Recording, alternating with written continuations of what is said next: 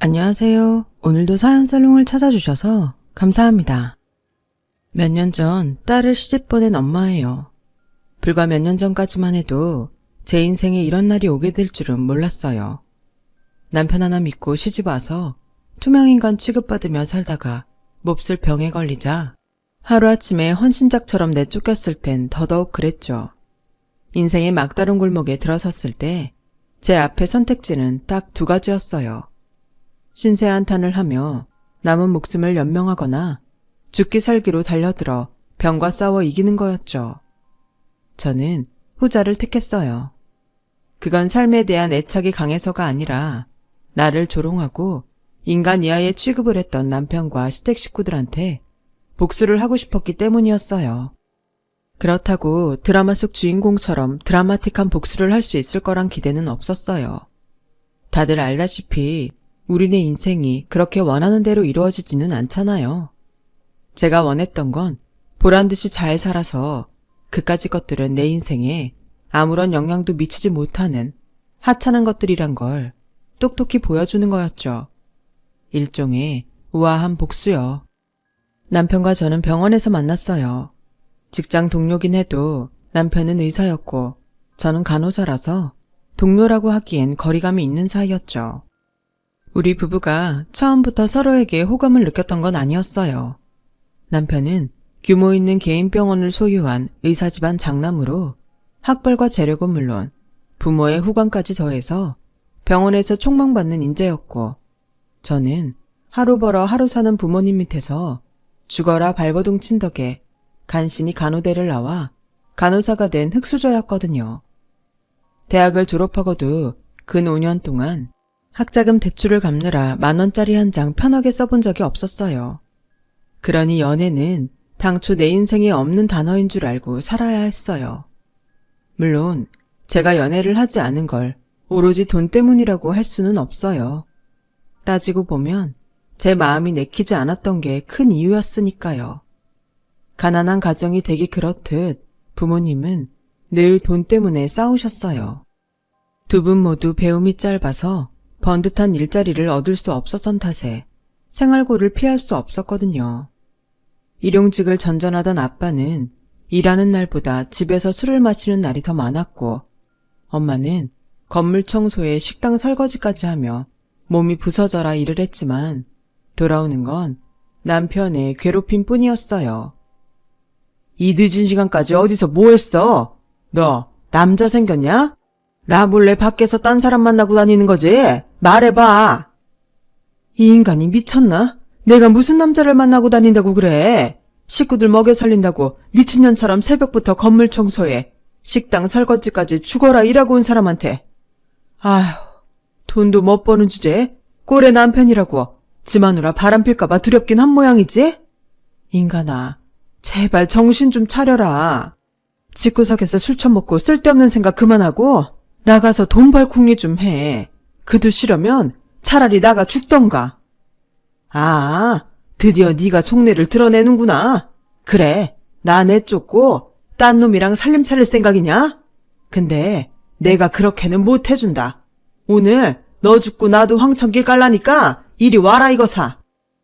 술에 의처증까지 심해진 아빠는 밤마다 엄마를 괴롭혔고, 엄마는 제가 대학교 2학년에 올라가던 그해 호련히 집을 나가버렸어요. 있을 땐 그렇게 죽일 듯 괴롭히던 아빠는 엄마가 나가자 삶의 의욕을 다 잃은 사람처럼 변해버리더군요. 제 학비 버는 것도 버겁던 저는 졸지에 아빠까지 떠안고 살게 됐고, 아르바이트를 늘려도 생활은 전보다 더 힘들어졌어요. 아무리 발버둥 치고 수면 위로 올라가려고 해도 보이지 않는 손이 앙칼지게 제 발목을 잡고 심해로 끌고 들어가는 것 같았어요. 더는 못하겠다는 말이 목밑까지 차고 올라오던 그때 아빠는 제 어깨에 짐을 덜어주려고 그랬는지 생을 마감하고 말았죠. 아빠의 죽음 앞에 저는 마음껏 슬퍼할 여유도 없었어요. 산 사람은 살아야 했으니까요. 아빠가 돌아가신 뒤 저는 살던 집을 정리하고 학교 근처로 이사했어요. 줄어든 살림처럼 제 생활도 전보다 단출해졌어요. 생활에 학업과 아르바이트밖엔 없었거든요. 졸업 후 대학병원에 취직한 저는 학자금을 갚기 위해 악착같이 버티며 병원 생활을 했어요. 그러다 그곳에서 레지던트 생활을 하고 있던 남편을 만나게 되었죠. 남편은 간호사들 사이에서 그리 인기 있는 사람은 아니었어요. 환자를 위하는 마음은 알겠는데 같이 일하는 간호사들을 힘들게 했거든요. 웃는 얼굴로 부드럽게 부탁하면 좋을 걸 굳은 표정으로 명령하듯 하니까 좋아할 수가 없었죠. 간호사들 둘만 모여도 남편 욕을 하기 일쑤였어요. 저 역시 심적으로 약간의 여유만 있었어도 동료들과 남편 욕을 했을지 몰라요. 하지만 그때 저는 너무도 여유가 없던 시절이라 남의 일에 신경 쓸 시간이 없었어요. 그러던 어느 날이었죠. 오전에 과장님 회진이 끝나고 여유가 생겨서 차트 정리를 하고 있는데 언제 왔는지 남편이 말을 걸었어요. 정 간호사는 쉬는 날 뭐해요? 혹시 뮤지컬 좋아해요? 저도 그렇고 남편도 그렇고 평소 동료들과 사적인 대화를 하는 사람이 아니라서 남편의 질문에 당황했어요. 그래서 대답도 못하고 빤히 봤더니 남편이 긴장했는지 저랑 눈도 못 마주치고 말까지 더듬더라고요. 그냥 난 그저 공짜표가 생겨서 물어본 거예요. 싫으면 안 가도 돼요. 싫은 게 아니라 한 번도 뮤지컬을 본 적이 없어서 좋은지 싫은지도 잘 모르겠어요. 공짜표인데 안 갈 이유가 없죠. 좋아요. 같이 가요. 그러자 남편은 그제야 안도하는 듯 피식 웃더군요. 그리고는 공연 날짜와 시간을 종이에 적어주었고 간호사들이 오자 도망치듯 자리를 떠났어요. 나중에 남편한테 그날 왜 나한테 뮤지컬을 보러 가자고 했냐 물었더니 다른 간호사들과 달리 저만 자기한테 화도 안 내고 뒤에서 흉도 안 봐서 내가 자기를 좋아하는 줄 알았다고 하더라고요. 그래서 일단 만나보고 괜찮으면 사귈 생각에 데이트 신청을 했다나요. 그 말에 좀 어이없기는 했지만 그래도 연애 한번 안 해본 사람이 딴에는 용기를 냈다는 거에 별 말 없이 넘어가 주었어요. 연애 무경험자 둘이 직장을 벗어나 난생 처음 데이트를 하는 건데도 그날은 이상하게 어색하지 않더라고요. 병원에 와서는 전혀 다른 남편 모습도 새롭고 연애 경험이 없어서 그런가 평생 공부만 했던 사람이라 그런가 능숙하지 않고 풋풋한 청년미가 있어서 좋았어요. 만약 남편이 여자를 상대하는 게 능숙한 사람이었다면 오히려 제가 주눅이 들어 불편했을 거예요. 남편과의 연애는 뜨겁게 타오르진 않았지만 나름의 적절한 온도를 유지하는 연애였어요.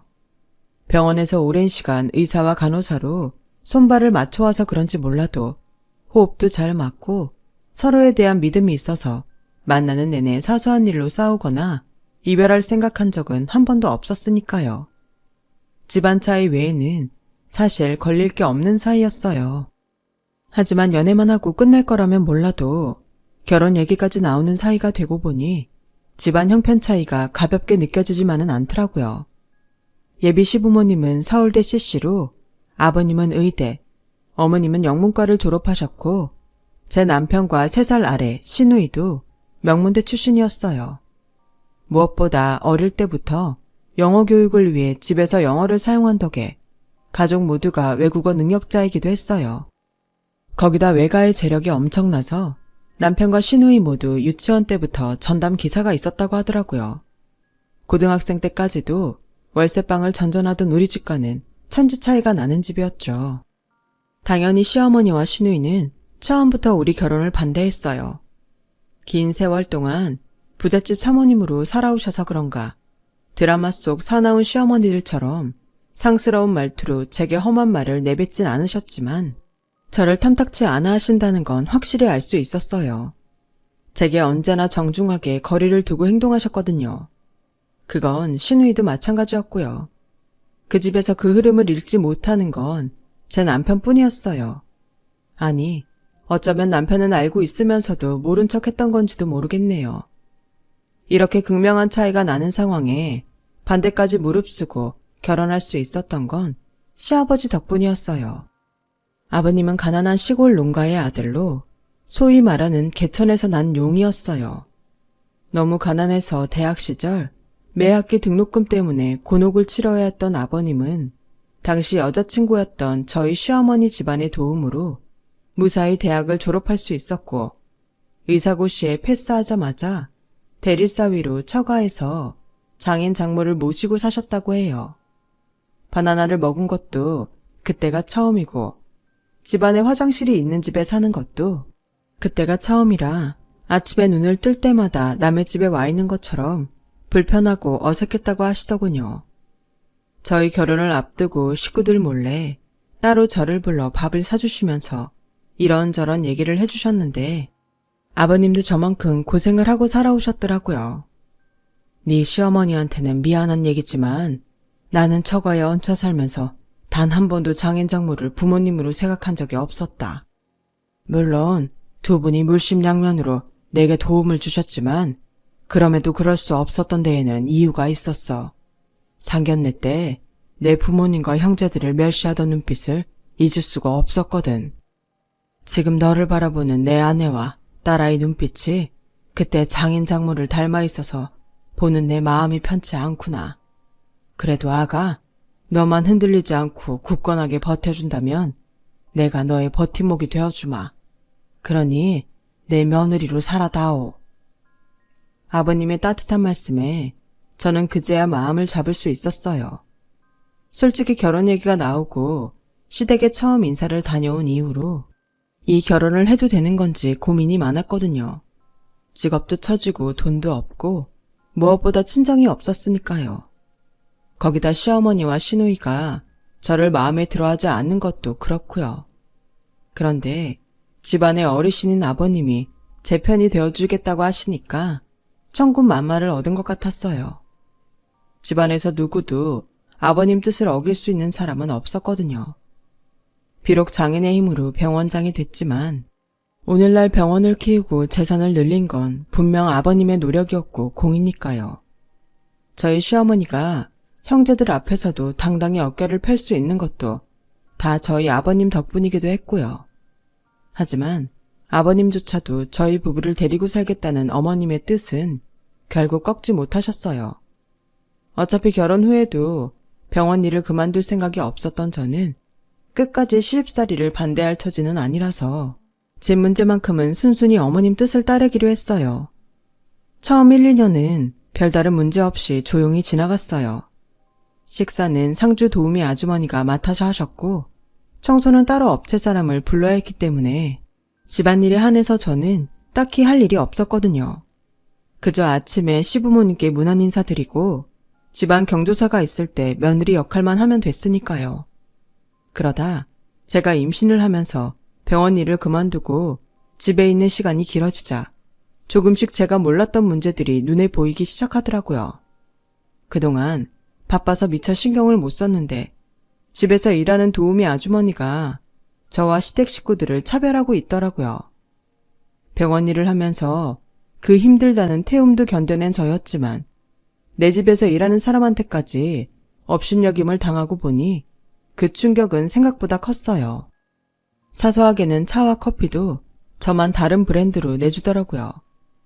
이댁 사모님과 아가씨는 전부터 이 브랜드 제품만 고집해서 드세요. 혹시 작은 사모님도 원하는 브랜드가 있으면 말해주든가요. 그럼 그걸로 사다가 내드릴 테니까. 눈까지 내리깔고 그러길래 그냥 어머님 드시는 것과 같은 걸로 달라고 말하고 돌아서는데 제 뒤통수에 대고 들으라는 듯 비아냥거리는 거예요. 참, 맛은 알고 달라는 건지 원. 아주머니, 지금 뭐라 그러셨어요? 방금 그 말 저 들으라고 하신 거예요? 그랬더니 자기는 아무 말 안 했는데 왜 사람을 이상하게 몰아세우냐면서 오히려 큰 소리 치지 뭐예요. 그때 시어머니가 나오셔서 무슨 일이냐고 물으셨고 그러자 아주머니는 기세등등하게 시어머니 옆에 찰싹 달라붙어서는 제가 없는 말 지어내서 자기를 괴롭힌다고 거짓말을 하더군요. 당연히 저는 아니라고 항변했고요. 그랬더니 어머님은 아주머니를 향해 단호하게 말씀하셨어요. 아줌마, 그동안 수고 많았어요. 이번 달 페이랑 퇴직금은 바로 입금해 드릴 테니 짐 싸서 나가주세요. 아니 사모님, 갑자기 그만두라니요. 전 그냥 사모님도 이댁 며느리 마음에 안 들어 하시는 것 같길래 사모님 입장 헤아려서 대신 교육 좀 시킨 건데 그만 몰라주시고 이러시면 서운하죠. 그러자 어머님이 정색하며 소리쳤어요. 이봐요 아줌마. 어디서 건방지게 당신이 내 며느리 교육을 시킵니까? 주제넘게 굴지 마세요. 짐 싸서 당장 나가요. 어머님만 믿고 까불던 아주머니는 20년 넘게 일한 집에서 순식간에 잘려나갔어요. 그날 아주머니가 짐을 싸서 나가자 어머님이 저를 부르셨어요. 내 집에서 부리는 사람한테까지 그런 대접을 받는 건 다 네 잘못이야. 남의 집이라는 사람들은 자기가 모실 사람과 무시할 사람을 귀신같이 알아보는 법이거든. 20년 넘게 내 집 일하던 사람을 네가 내쫓았으니 오늘부터 사람 구할 때까지는 집안일은 네가 맡아서 해라. 그리고 다시는 이런 일 없도록 해. 얼핏 보면 그래도 팔은 안으로 굽는다고 남이 아닌 며느리 편을 들어주었나 보다 하겠지만 실상은 그게 아니었어요. 이게 다 밖으로 새어나가는 말을 막으려는 있는 집 사람들의 전형적인 패턴일 뿐이었으니까요. 사건을 되짚어보면 어머님은 당신이 저를 탐탁치 않아 한다는 말엔 별다른 반응을 보이지 않았지만 당신의 영역인 며느리 훈육을 자기가 부리는 사람이 대신 하려 들자 불같이 화를 냈잖아요. 결국 대외적으로 며느리를 구박한다는 얘기가 세지 않게 입단속을 한 동시에 자신의 권위까지 세운 셈이었어요. 더불어 자신은 20년 넘게 부리던 사람도 단칼에 자를 수 있는 힘이 있단 걸 과시하면서요. 이 집에서 살아보니 있는 사람들은 주로 이런 방식으로 상황 정리를 하고 살더라고요. 그날 일로 인해 한동안 저는 그 큰 집 살림을 도맡아 하는 벌까지 받아야 했으니 얻은 것보다 잃은 게 더 많은 최악의 결과였던 거죠. 제가 가사노동에서 해방된 건 그 후 3개월이 지난 후였어요. 영국에서 유학생활을 하던 시누이가 결혼을 하겠다며 신랑감과 함께 귀국한다는 연락이 오고 난 뒤였죠. 영국인 사위 앞에 제가 만든 음식을 내놓을 순 없다시며 부랴부랴 업체에 닥달해 도우미 아주머니를 구했어요. 거기다 집안 가구도 바꾸셨고요. 저를 며느리로 들이실 때랑은 사뭇 다른 모습이었어요. 그런 시어머니 행동에 서운하지 않았다면 거짓말일 거예요. 그래도 어쩌겠어요. 어머님께 저는 모자란 사람인걸요. 영국 사위의 등장에 어머님은 당신 전공인 영어 실력을 유감없이 발휘하며 능숙하게 대화를 이끌어 나가셨어요. 일상 대화뿐만 아니라 영문학과 예술, 정치 분야까지 넘나들며 유려한 영어 솜씨를 뽐내셨죠.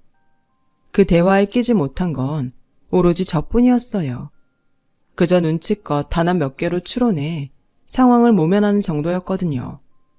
처음엔 옆에서 통역을 해주던 남편도 시간이 지나자 귀찮은지 저를 빼고 대화를 나누더라고요. 그땐 몰랐어요. 이 집에서 영어 때문에 내가 어떤 꼴을 당하게 될지 말이에요. 그해 겨울 시누이는 한국에서 결혼식을 올렸고 이듬해 봄 저는 딸을 출산했어요. 제 딸도 신기하게 아버님을 많이 닮았더라고요. 아버님은 당신을 쏙 빼닮은 손녀딸을 무척이나 아끼셨거든요. 아버님은 출산 선물로 가족들 몰래 판교에 새로 분양받은 아파트를 제 명의로 해주셨어요. 살다 보면 꼭 한 번은 비빌 언덕이 필요한 순간이 올 거라면서요. 그 말은 마치 예언처럼 실제로 훗날 제가 살아가는데 디딤돌이 되어주었어요. 딸아이를 낳은 뒤로 1년 넘게 육아에 전념하던 저는 슬슬 복직 걱정이 되기 시작했어요. 더 쉬었다가는 영영 복직을 못하고 가정주부로 남게 될 것 같았거든요. 그래서 서둘러 몸을 만들고 딸아이 젖을 뗄 준비를 했는데 어머님이 그걸 아시고는 펄쩍 뛰시지 뭐예요. 여자한테 자식 육아보다 중요한 게 뭐가 있다고? 어른들 허락도 없이 멋대로 젖까지 떼겠다는 거니? 네 몸이야 네가 알아서 하는 거지만 내 손녀와 관계된 일은 앞으로 나한테 허락받고 행동하도록 해라. 그깟 간호사 일이야? 그리 중요한 것도 아닌데 뭘 그렇게 극성이야? 너 아니어도 할 사람 많잖아. 그러니 이참에 일 그만두고 육아에 올인할 생각이나 해. 괜히 집안 시끄럽게 하지 말고. 어머님, 그러지 마시고 저 병원에 돌아갈 수 있게 허락해 주세요. 어려운 형편에 힘들게 한 공부예요. 이렇게 끝내고 싶지는 않아요, 어머님. 저한테는 육아도 중요하지만 일도 그 못지않게 중요하거든요. 예, 누가 들으면 네가 나라라도 구하는 일 하는 줄 알겠다. 기껏 의사들 뒤치다거리나 하는 게 뭐 좋다고 이 난리니? 되도 않는 고집 그만 부리고 앞으로 자식 교육은 어떻게 할 건지 그 걱정이나 해. 어머님의 말 속에 그동안 제 직업을 어떻게 바라보셨는지가 그대로 들어있더라고요. 의사 뒤치다거리라니요. 간호사도 엄연한 의료인인데 어떻게 그런 식으로 폄하하실 수가 있는지 생각할수록 화가 났어요. 그래서 남편을 구슬러 복직할 기회를 엿보고 있었는데 하필 그때 아버님이 병원에서 뇌졸중으로 쓰러지시고 만 거예요. 첫째가 빨라서 큰 고비는 넘기셨지만 반신불수가 되는 바람에 더는 병원 원장직을 이어나가실 수 없게 됐어요. 병원 일각에서는 제 남편을 병원장에 올리는 걸 반대했지만 병원 지분의 상당량을 보유한 어머님 독단으로 남편을 원장직에 올리셨어요. 그렇게 남편은 대학병원을 나와 아버님 병원을 물려받게 되었어요. 그리고 저는 집에서 육아와 더불어 아버님 병수발까지 맡게 되었고요. 아버님은 몸이 쇠약해지고 나니 심적으로도 무너지시는지 저만 보시면 그렇게 눈물을 흘리셨어요. 60평생 그 많은 의료서적을 보시고 현장에서 의료 지식을 쌓으셨지만 당장 당신 손가락 하나 마음대로 움직이지 못하게 되자 그 괴리감에 고통스러워 하시더라고요. 날이 갈수록 무너져 내리는 아버님을 보는 저도 힘들긴 마찬가지였어요. 아버님과 제가 힘겨운 투병 생활을 하는 동안 어머님은 병원 일에 발벗고 나서기 시작하셨어요. 남편의 노력에도 불구하고 병원 실적은 점점 떨어지기 시작했고 거기에 몇 번의 의료사고까지 겹치면서 위기를 맞게 되었어요. 고비 때마다 어머님은 자산을 매각해 병원에 적자를 메우셨고 남편은 그렇게 한 고비씩 넘길 수 있었어요. 그러다 제 딸이 유치원에 들어가던 해 아버님은 세상을 떠나시고 말았어요. 그리고 본격적인 시련이 찾아왔죠. 그동안 아버님 때문에 눈에 가시인 저를 참아 넘기셨던 시어머님과 시누이인 대놓고 싫은 티를 내기 시작했어요. 결혼 후 1년 반도 안 돼 이혼당하고 한국으로 쫓기듯 돌아온 시누이는 자기 인생이 불행해진 걸 마치 제 탓으로 돌리려는 양 제게 화풀이를 하는 낙으로 살았어요. 제 앞에서 제 욕을 하는 건 물론이고 제 행동 하나하나에 딴지를 걸었어요. 문제는 어이없게도 제가 그 말을 온전히 알아듣지 못했다는 거예요. 어머님과 시누이가 영어와 불어를 섞어가며 제 흉을 봤거든요. 분명 모녀가 대화하는 분위기를 보면 내 욕을 하는 게 분명한데 영어로 대화를 하다가도 중요한 단어는 꼭 불어나 그 밖의 언어로 대치해 사용하니 도무지 알아들을 방법이 없더라고요. 그러니 내 앞에서 내 욕을 들으면서도 정작 당사자인 저는 바보처럼 아무 말도 못하는 꼴이 되고 만 거죠. 그러다 하루는 초등학생 딸아이가 제 아빠한테 외국어 문장을 묻더군요. 딸은 어릴 때부터 영어 유치원을 다니고 시어머니 등살에 외국어 공부를 누구보다 열심히 해왔어요. 영어 외에 중국어랑 불어도 조금 하는 터라 아빠한테 종종 모르는 표현을 묻곤 했기에 그날도 그런가 보다 생각했어요. 그런데 딸아이 질문에 남편 얼굴 색이 변하더라고요. 그리곤 화를 냈어요. 그런 상스러운 소리는 어디서 들었어? 도대체 당신은 집에서 애한테 뭘 보여줬길래 애가 이런 소리를 해? 어떻게 애 입에서 이런 말이 나와? 그랬더니 딸아이가 울먹이며 말했어요. 고모랑 할머니가 엄마한테 한 말이야, 아빠. 이게 그렇게 나쁜 말이야? 근데 왜 할머니랑 고모는 엄마한테 이런 소리를 하는 건데? 그 말에 다리에 힘이 쫙 풀리더군요. 지금까지 제 딸아이는 할머니와 고모가 자기 앞에서 제 엄마한테 욕하는 걸 매일같이 듣고 살았다는 사실에 경악할 수밖에 없었어요. 남편은 그 길로 어머님 방에 들어가 한참을 큰 소리로 싸우고 나왔어요. 그리고도 아직 화가 덜 풀렸는지 여동생한테까지 전화해 욕을 퍼부으며 한 번만 더 애드는 앞에서 그딴 소리 짓거리면 가만 안 둘 거라고 했어요.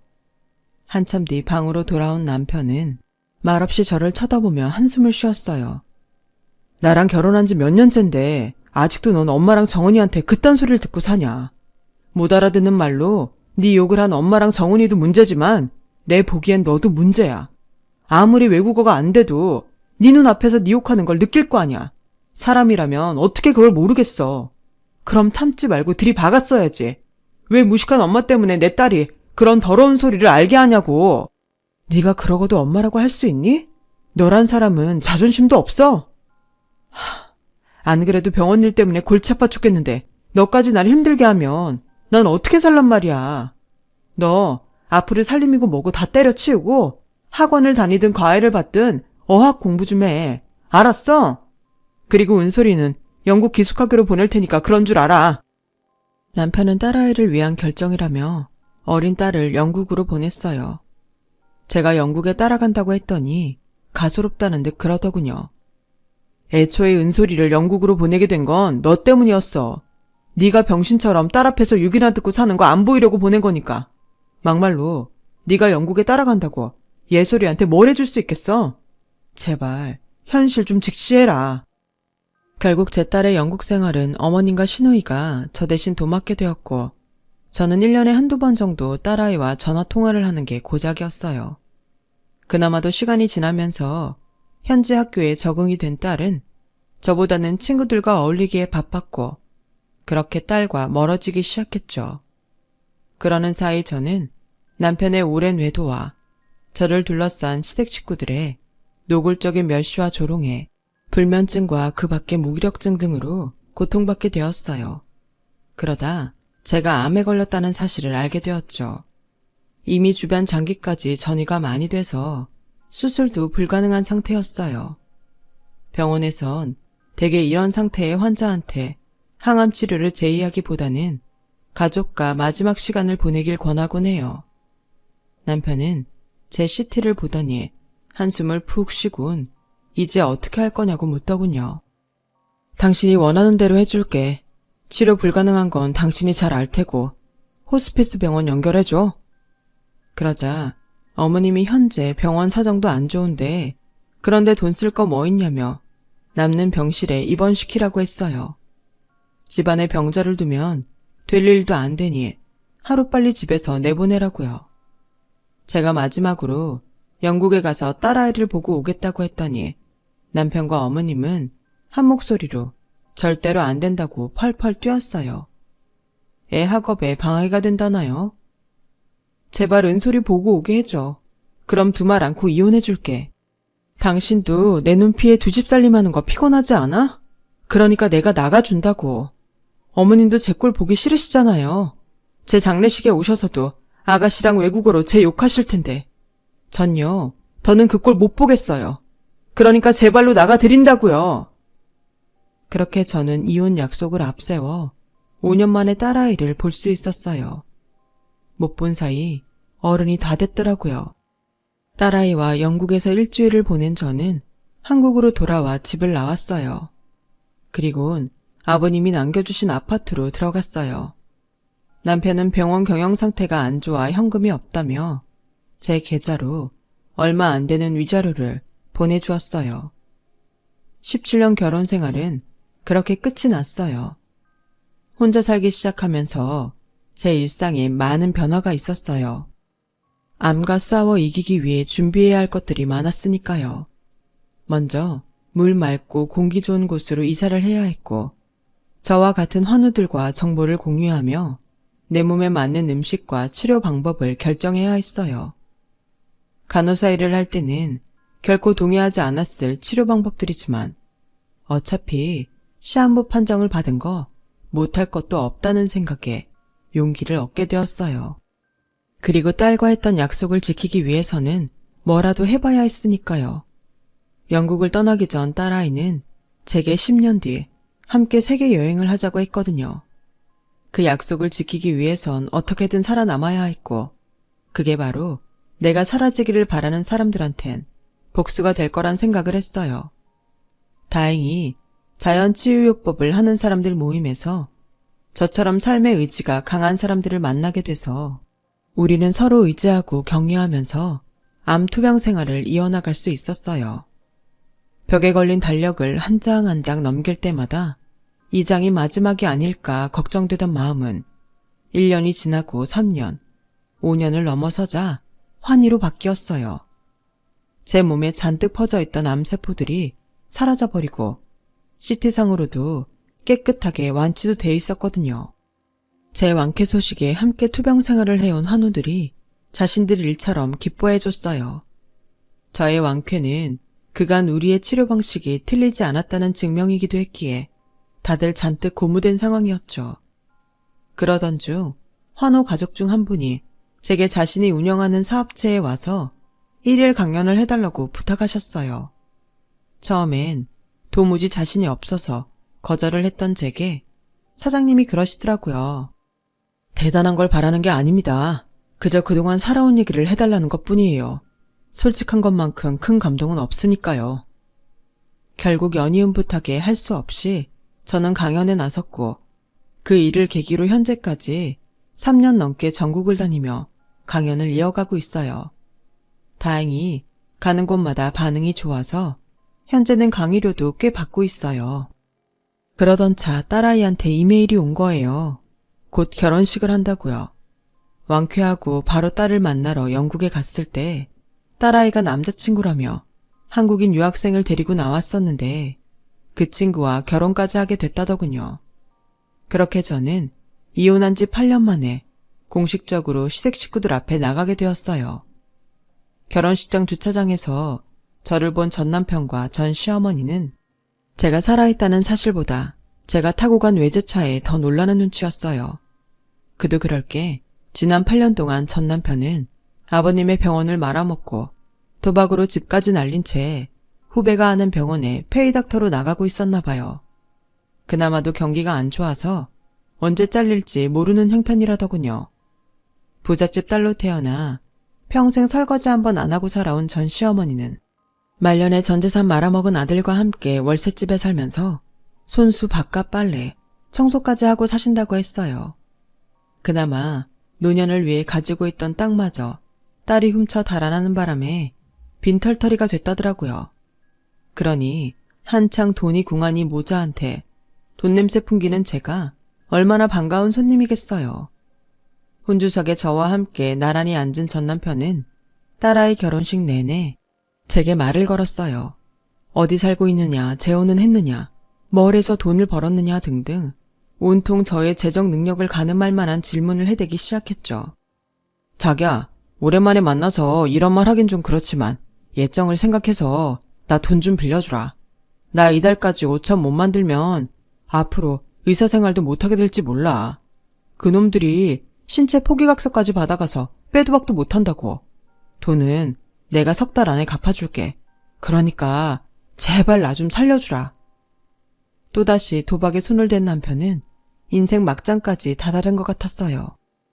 돈 5천만 원을 빌려달라고 결혼식 끝나고 패백 마칠 때까지 제기에 대고 징징거리더군요. 사람이 변하는 건 한순간이라고 어쩌다 이렇게 변했는지 한심했어요. 저는 딸과 사이를 공항으로 보내고 남편한테 한마디 했어요. 자기는 내가 살아있다는 것보다 내가 가진 재산이 더 반가운가 보네. 그런데 헛물 켜지 마. 암 걸린 아내한테 돈 3천 쥐어주고 내쫓은 인간한테는 그림의 떡이니까. 내가 어떻게 돈을 벌었냐고? 그간 너랑 네 엄마 네 여동생한테 받았던 암덩이 팔아 마련했다. 니네 집에선 투명인간처럼 살던 나한테 사람들이 돈 주면서 내 얘기를 해달라고 그러더라. 더 감동스러운 건 있지? 내 얘기를 들은 사람마다 나 대신 화를 내면서 니네 집구석 인간들을 욕하더란 거야. 그럼 미친 인간들하고 어떻게 17년을 버티고 살았냐고 말이야. 너랑 살 땐 내 몸을 상하게 하던 네 엄마 욕설도 니네 집을 나오니까 돈이 된다는 게 신기하지 않아? 지난 17년간 니들 모자는 내 가슴에 수없이 비수를 꼽았지만 난 이렇게 상처 하나 없이 잘 살고 있어. 그 얘긴 말이야. 니들은 내 인생에 쥐똥만큼도 영향을 줄 수 없는 하찮은 것들이란 소리야. 내 말 알겠니? 어머님도 알아들으셨죠? 영어에 프랑스어까지 섞어서 며느리 욕하시는 분인데 한국어 정도는 알아들으실 거 아니에요. 참 어머님, 어지간하면 이제 그 욕 좀 끊고 사세요. 사람이 없어 보이잖아요. 세상 고상한 척은 혼자 다 하시면서 늘 입에 걸레를 물고 사세요? 왜요? 수입산 걸레는 냄새 안 날까봐 주구장창 입에 달고 사시는 거예요. 그래봤자 걸레는 결국 걸레랍니다. 돈은 없어도 품위는 지키셔야죠. 모자한테 알뜰하게 충고까지 마치고 저는 집으로 돌아왔어요. 그리고 8년 만에서야 복수를 끝낸 저는 그날 밤 2다리 쭉 뻗고 편히 잠들 수 있었답니다. 남은 삶 욕심내지 않고 좋은 일 하면서 열심히 살아보려고 합니다. 제 얘기 들어주셔서 감사드려요. 건강이 최고예요. 건강 조심하시고 복도 많이 받으세요. 여러분, 사연 댓글에 응원과 현명한 조언 부탁드려요. 좋아요와 구독은 저에게 큰 힘이 됩니다. 오늘도 좋은 일 가득하세요.